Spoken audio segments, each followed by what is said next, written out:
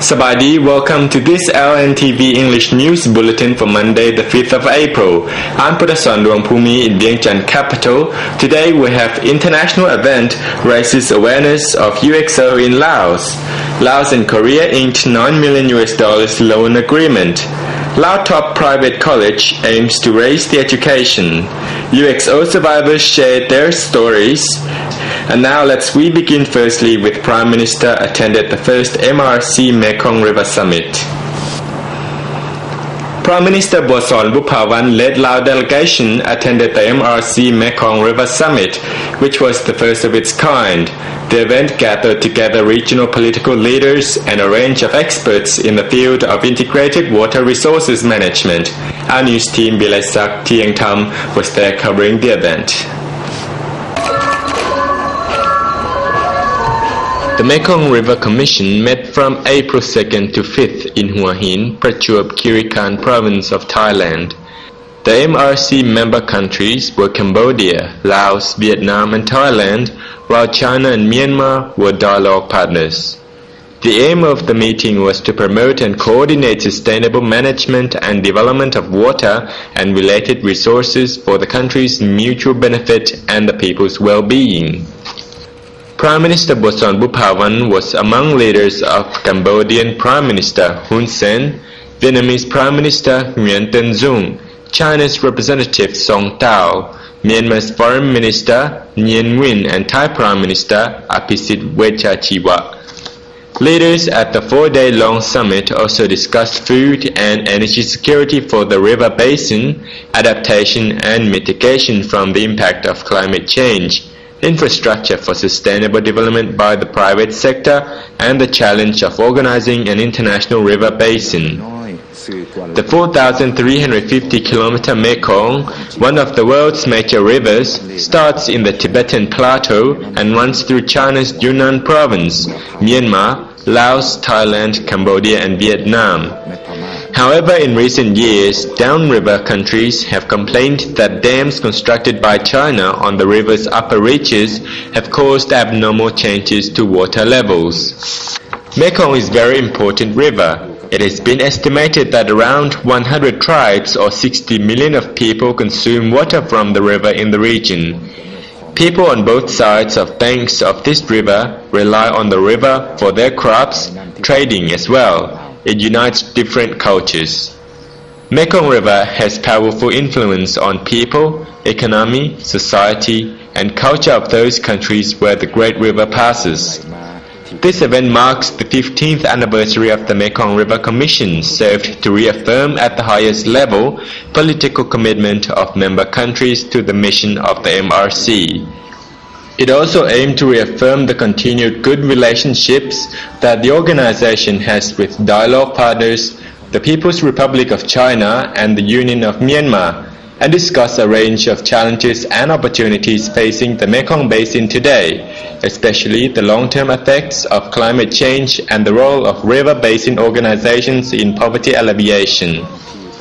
The MRC's mission aimed to promote and coordinate sustainable management, as well as develop water and related resources for all countries' mutual benefit and their people's well-being.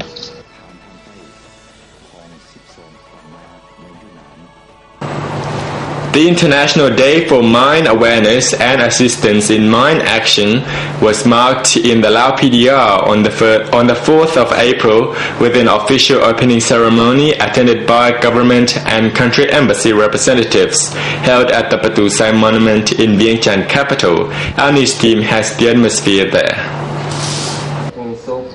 Deputy Prime Minister and Minister of Defense Lieutenant General Duangchai Pichit quoted the statistics on Sunday that more than 50,000 people have been killed or injured by unexploded ordnance or UXO in Laos since 1964, a rate that still continues at 300 victims per year. Lieutenant General Duangchai Pichit, who is also chairman of the National Regulatory Authority for UXO Mine Action of the Lao PDR, said, April 4th is a significant date because it marks the United Nations International Mines and UXO Awareness Day. He said around 270 million cluster munitions were dropped on Laos during the Indochina War, with about 80 million failing to explode. Activities organized to mark the day last weekend included public walks, exhibitions, and survivors of UXO accidents sharing their stories. The Deputy Director, National Regulatory Authority, Somnik Wolasan, talked to our news team that Laos plans to move off the UN's list of least developed nations by 2020, but faces great challenges to national development from unexploded ordnance. คิดว่าพวกเขายังจะใช้เวลาโดนงานในการแก้ไขระเบิดบนนั้นแตกในเมืองลาวนี่เป็นยังจังหวะสั้นแต่อิงใส่กันพยายามความพยายามปฏิบัติงานเก็บกู้และ Although the war ended over 30 years ago, people in all provinces continue to be killed and crippled every year by unexploded munitions. Much of the UXO lies in the country's 47 poorest districts. We're here with a lot of other organizations to raise awareness about the UXO problem, not only in Laos, but across the world. According to officials, currently 104 nations have signed the Oslo Convention on the Prohibition of Cluster Munitions, including Laos, which will host a meeting of signatories to the convention in November this year. So I think the message that we're trying to send today is to ban cluster munitions. And Laos is hosting the first meeting of states parties for the Convention on Cluster Munitions at the end of this year. And we would like people to start thinking about this already and to be aware of the global movement to ban the use of cluster munitions, especially after seeing the problems that it's caused in Laos. I think it's very wonderful that Laos is taking the lead to host this meeting at the end of the year. About 0.15% of UXO contaminated land has been cleared in the past 12 years, a rate that needs to rapidly increase to prevent further tragedies and boost poverty eradication efforts. From 1964 to 1973, more than 2 million tons of ordnance were dropped on Laos during U.S. bombing raids during the Indochina War.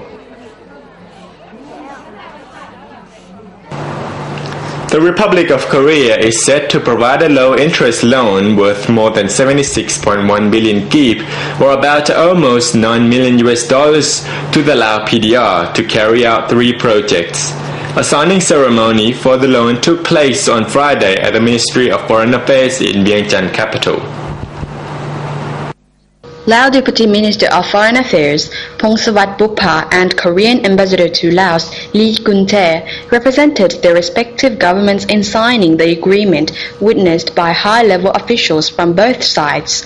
According to the loan agreement, the loan will be used to buy firefighting facilities in Vientiane, firefighting and rescue equipment for airports in 5 provinces, and to buy medical equipment and facilities for Hospital 109. Each project will receive around 25.3 billion kip, equivalents $3 million, and the loan will come from the Economic Development Cooperation Fund of the Republic of Korea. Commenting at a grand opening ceremony of the Korean-owned school held in Vientiane on Saturday, College Director Kwon Young-wook said, "The college aims to improve education development to capitalize on scientific and technological advances that could help build the nation, especially by producing human resources suited to the labor market." The 4-story building took around 1 year to complete and features 30 classrooms, a library, 3 IT rooms, a canteen, and a parking lot. The college offers courses in the morning, afternoon, and evening. One major goal of the new facility is to provide skills in special English for children and adults, along with Chinese and Korean language classes and computer studies. It is stressed that the party and government have initiated policies to meet the changing needs of society, and national education reform was one such policy. The ceremony was attended by Deputy Minister of Education Seng Duan La Chantabun and Korean Ambassador to Laos Lee Kun-tae.